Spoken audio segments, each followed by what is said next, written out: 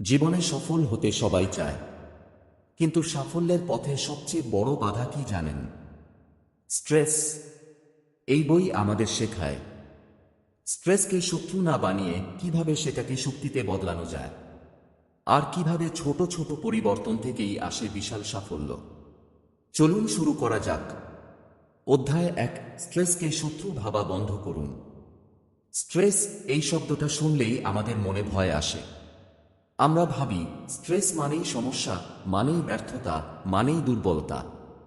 কিন্তু এই বইয়ের প্রথম শিক্ষা হল, স্ট্রেস নিজে খারাপ নয়, আমরা যেভাবে সেটাকে দেখি সেটাই সমস্যা। জীবনে যেই কিছু গুরুত্বপূর্ণ, সেখানেই স্ট্রেস থাকে। পরীক্ষা, কাজ, ক্যারিয়ার, পরিবার, যেখানে দায়িত্ব আছে সেখানেই চাপ আছে। স্ট্রেস না থাকলে বুঝতে হবে, আপনি হয়তো নিজের ক্ষমতার বাইরে কিছুই করছেন না। কিন্তু প্রশ্ন হল, এই স্ট্রেস আপনাকে এগিয়ে নিচ্ছে নাকি ভেতর থেকে ভেঙে দিচ্ছে? এইখানেই আসে পার্থক্য। স্ট্রেস দুই রকমের হয়। একটা হলো সেই স্ট্রেস যেটা আপনাকে রাতে ঘুমোতে দেয় না, বারবার ভয় দেখায়, আত্মবিশ্বাস কমিয়ে দেয়। এই স্ট্রেস ধীরে ধীরে আপনার শক্তি শুষে নেয়। আরেকটা স্ট্রেস আছে যেটা আপনাকে সতর্ক করে, ফোকাস বাড়ায়, আর কাজ করতে বাধ্য করে। এই স্ট্রেসই সফল মানুষের জ্বালানি। সমস্যা স্ট্রেসে নয়, সমস্যা হলো আমরা কোন স্ট্রেসটাকে জায়গা দিচ্ছি। এই অধ্যায়ে লেখক আমাদের শেখান, স্ট্রেস এলে পালাবেন না, নিজেকে প্রশ্ন করুন, এই চাপটা আমাকে কি শেখাতে চাচ্ছে? কারণ যখন আপনি স্ট্রেসকে শত্রু না ভেবে সংকেত হিসেবে দেখতে শুরু করেন, ঠিক তখনই আপনি নিয়ন্ত্রণে আসেন। এই অধ্যায়ের শেষ কথা খুব সহজ, স্ট্রেস আপনাকে দুর্বল করতে আসেনি, আপনাকে শক্তিশালী করতে এসেছে। পরের অধ্যায়ে আমরা দেখব কিভাবে অতিরিক্ত চিন্তা বন্ধ করে স্ট্রেসকে কাজে লাগানো যায়। অধ্যায় 2, অতিরিক্ত চিন্তা কমান, ছোট অ্যাকশনে মন দিন। স্ট্রেস কখনো হঠাৎ আসে না, ধীরে ধীরে তৈরি হয়। বারবার একই কথা ভাবতে ভাবতে আমরা ভাবি, এখন না করলে পরে করব, আরেকটু ঠিক হলে শুরু করব, আরেকটু আত্মবিশ্বাস এলে এগো। কিন্তু লেখক পরিষ্কার বলেন, অতিরিক্ত চিন্তা মানেই সিদ্ধান্তে দেরি, আর সিদ্ধান্তে দেরি মানেই স্ট্রেস। আপনি যদি লক্ষ্য করেন, যে কাজটা নিয়ে আপনি সবচেয়ে বেশি ভাবছেন, সেটাই হয়তো সেই কাজ যেটা করা সবচেয়ে দরকার। এই অধ্যায়ে লেখক শেখান, চিন্তা বন্ধ করার সবচেয়ে সহজ উপায় হল শরীরকে কাজে লাগানো। মস্তিষ্ক যখন ভয় পায়, শরীরকে নড়াচড়া করান। একটা কল করুন, একটা লাইন লিখুন, একটা ফাইল খুলুন। এই ছোট কাজগুলোই মনের জট ভাঙতে শুরু করে। লেখক এখানে বলেন, প্রথম অসম্পূর্ণ পদক্ষেপ নেওয়ার কথা। নিখুঁত নয়, সুন্দর নয়, শুধু শুরু। কারণ শুরু করলে মস্তিষ্ক বুঝে যায় আপনি আর পালাচ্ছেন না। আরেকটা গুরুত্বপূর্ণ ধারণা হলো, আপনি সবসময় পুরো সমস্যার সমাধান করতে যাবেন না। আজ শুধু পরের ছোট ধাপটা নিলেই যথেষ্ট। আজকের সেই ছোট অ্যাকশন আগামীকালের বড় চাপ কমিয়ে দেয়। এই অধ্যায়ের শেষ কথা খুব পরিষ্কার, চিন্তা স্ট্রেস বাড়ায়, অ্যাকশন স্ট্রেস ভাঙে। পরের অধ্যায়ে আমরা জানব কেন নিখুঁত হওয়ার চেষ্টা আপনাকে ধীরে ধীরে থামিয়ে দেয়। অধ্যায় 3, নিখুঁত হওয়ার চাপ ছেড়ে দিন। অনেক মানুষ কাজ শুরু করে না, কারণ তারা কাজটা খারাপ করতে চায় না। শুনতে ভালো লাগলেও এই ভাবনাটাই আসলে সবচেয়ে বড় বাধা। নিখুঁত হওয়ার চেষ্টা ধীরে ধীরে ভয় তৈরি করে। ভয় তৈরি হলে অ্যাকশন থেমে যায়, আর অ্যাকশন থেমে গেলেই স্ট্রেস বাড়তে থাকে। লেখক বলেন, সাফল্যের পথে সবচেয়ে বিপজ্জনক শব্দ হল আরেকটু ভালো হলে শুরু করব, কারণ সেই আরেকটু কখনোই শেষ হয় না। এই অধ্যায়ে লেখক বোঝান, নিখুঁত মানুষ নয়, নিয়মিত মানুষই এগিয়ে যায়। যারা এগোয় তারা ভুল করে, যারা ভুল করে তারা শেখে, আর যারা শেখে তারাই ধীরে ধীরে দক্ষ হয়। আপনি যদি আজ 100% প্রস্তুতির অপেক্ষা করেন, তাহলে আপনি কখনো শুরুই করবেন না। কিন্তু আপনি যদি 60% প্রস্তুতি নিয়েও শুরু করেন, বাকি 40% পথে পথে তৈরি হয়ে যাবে। এখানে লেখক একটি শক্তিশালী কথা বলেন, প্রগতি নিখুঁততার চেয়ে গুরুত্বপূর্ণ। আজ আপনি যতটা পারলেন ততটাই যথেষ্ট। আরেকটি গুরুত্বপূর্ণ দিক হল নিজের কাজের প্রথম ভার্সনকে সম্মান করা। প্রথম লেখা খারাপ হতে পারে, প্রথম ভিডিও দুর্বল হতে পারে, প্রথম সিদ্ধান্ত ভুল হতে পারে, কিন্তু এই প্রথম চেষ্টাগুলো ছাড়া কোনো দ্বিতীয় ভালো চেষ্টা আসে না। এই অধ্যায়ের সারকথা খুব সহজ। নিখুঁত হওয়ার চাপ ছাড়ুন, নিয়মিত ছোট অ্যাকশন নিন, কারণ নিখুঁততা স্ট্রেস বাড়ায় আর অগ্রগতি আত্মবিশ্বাস তৈরি করে।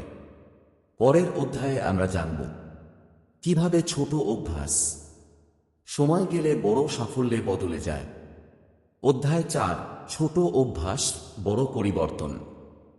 অনেকেই ভাবে জীবন বদলাতে হলে একটা বড় সিদ্ধান্ত নিতে হবে, একটা বড় সুযোগ দরকার, একটা বড় ধাক্কা না লাগলে কিছু হবে না। কিন্তু এই অধ্যায়ে লেখক ঠিক উল্টো কথা বলেন।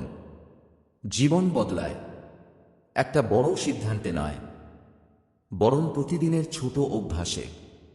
আপনি আজ যেটা বারবার করছেন সেটাই আসলে আপনার ভবিষ্যৎ তৈরি করছে। ভালো হোক বা খারাপ, ছোট কাজই সময়ের সাথে বড় হয়ে ওঠে। লেখক একটি সহজ উদাহরণ দেন। প্রতিদিন মাত্র 10 মিনিট কোনো কাজে দিলে 6 মাস পরে সেই কাজটাই আপনাকে অন্যদের থেকে আলাদা করে দেবে। কিন্তু সমস্যা হলো ছোট কাজ চোখে পড়ে না, ফল সাথে সাথে দেখা যায় না, তাই আমরা আগ্রহ হারাই। এইখানেই ধৈর্যের পরীক্ষা। এই অধ্যায়ে লেখক বলেন, ফলের দিকে না তাকিয়ে প্রক্রিয়ার দিকে মন দিন। আপনি যদি প্রতিদিন নিজের দায়িত্বটা ঠিকভাবে পালন করেন, ফল একদিন না একদিন আসবেই। আরেকটি গুরুত্বপূর্ণ ধারণা হল পরিচয়ের পরিবর্তন। নিজেকে বলুন না আমি সফল হব, বরং বলুন আমি প্রতিদিন কাজ করি এমন একজন মানুষ। এই ছোট চিন্তার বদল আপনার আচরণ বদলে দেয়, আর আচরণ বদলালেই ফল বদলাতে শুরু করে। এই অধ্যায়ের শেষ কথা খুব পরিষ্কার, ছোট অভ্যাসকে হালকা করে দেখবেন না, কারণ আজকের ছোট শৃঙ্খলাই আগামীকালের বড় সাফল্য। পরের অধ্যায়ে আমরা জানব কিভাবে নিজের শক্তি ঠিক জায়গায় খরচ করবেন আর অকারণ স্ট্রেস এড়াবেন। অধ্যায় 5, শক্তি বাঁচান, সঠিক জায়গায় খরচ করুন। আমরা প্রায়ই বলি আমার সময় নেই, আমার এনার্জি নেই, মাথা আর কাজ করছে না। কিন্তু লেখক বলেন সমস্যা সময় বা শক্তির নয়, সমস্যা হলো আমরা কোথায় সেটা খরচ করছি। স্ট্রেস সবচেয়ে বেশি বাড়ে তখনই যখন আমরা অপ্রয়োজনীয় জিনিসে নিজের শক্তি ঢেলে দিই। এই অধ্যায়ে লেখক একটি গুরুত্বপূর্ণ প্রশ্ন করতে বলেন, এই কাজটা কি সত্যিই দরকার? সবকিছুতে হ্যাঁ বলা আপনাকে ভালো মানুষ বানায় না, বরং আপনাকে ক্লান্ত করে তোলে। লেখক পরিষ্কার বলেন, সীমা না টানলে স্ট্রেস নিজে থেকেই সীমা টেনে দেবে শরীর আর মনের উপর। আরেকটি বড় সত্য হল সব কাজ সমান গুরুত্বপূর্ণ নয়। কিছু কাজ আছে যেগুলো করলে বাকি অনেক কাজের চাপ কমে যায়। এই কাজগুলোই আপনার মূল ফোকাস হওয়া উচিত। এই অধ্যায়ে লেখক বলেন, দিনের শুরুতেই সবচেয়ে গুরুত্বপূর্ণ কাজটা করুন, যখন আপনার শক্তি সবচেয়ে বেশি থাকে। এতে করে সারাদিনের চাপ অনেকটাই কমে যায়। আরেকটি গুরুত্বপূর্ণ বিষয়, ডিজিটাল স্ট্রেস। অপ্রয়োজনীয় নোটিফিকেশন, অকারণ স্ক্রোলিং, সবসময় অনলাইন থাকার চাপ, এইসব জিনিস চুপচাপ আপনার শক্তি চুরি করে। লেখক বলেন, সবসময় অ্যাভেলেবল থাকা মানেই সফল হওয়া নয়। এই অধ্যায়ের শেষ কথা খুব পরিষ্কার। শক্তি সীমিত, তাই সেটা বুদ্ধি করে খরচ করুন। কারণ যেখানে শক্তি যায় সেখানেই ফল আসে। পরের অধ্যায়ে আমরা জানব কিভাবে নিজের উপর বিশ্বাস তৈরি করবেন এবং চাপের মাঝেও স্থির থাকবেন। নিজের উপর বিশ্বাস গড়ে তুলুন। স্ট্রেস শুধু বাইরের চাপ থেকে আসে না, অনেক সময় স্ট্রেস আসে নিজের ভেতরের সন্দেহ থেকে।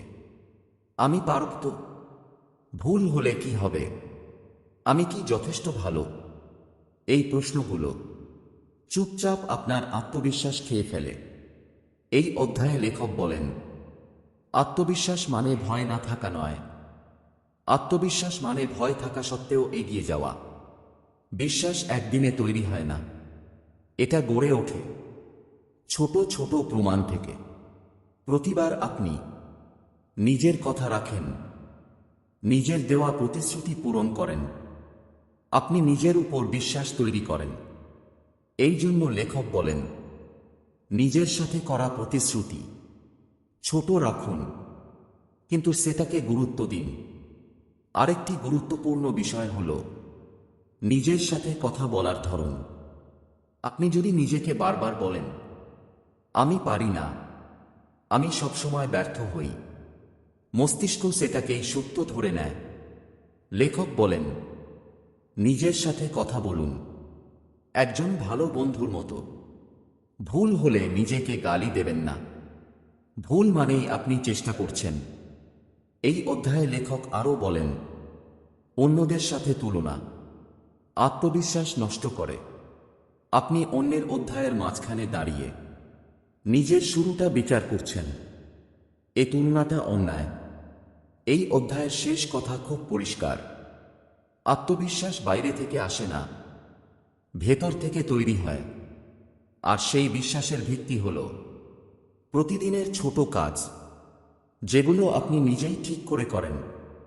পরের অধ্যায়ে আমরা জানব কিভাবে চাপের মাঝেও মন শান্ত রাখা যায়। আপনি যদি এতক্ষণ মন দিয়ে শুনে থাকেন, তাহলে বুঝবেন স্ট্রেস আপনার শত্রু নয়, ভুলভাবে সামলানো স্ট্রেসই সমস্যা। আজ থেকে সব বদলাতে হবে না, আজ শুধু একটি ছোট সিদ্ধান্ত নিন। একটু কম চিন্তা, একটু বেশি অ্যাকশন।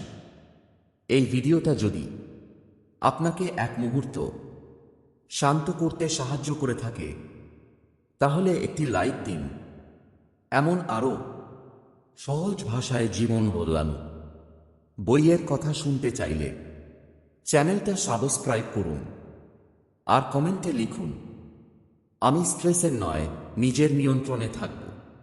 আপনার এই এক লাইনই পরবর্তী দিনগুলোর জন্য একটি ছোট কিন্তু বড় প্রতিশ্রুতি হয়ে থাকবে।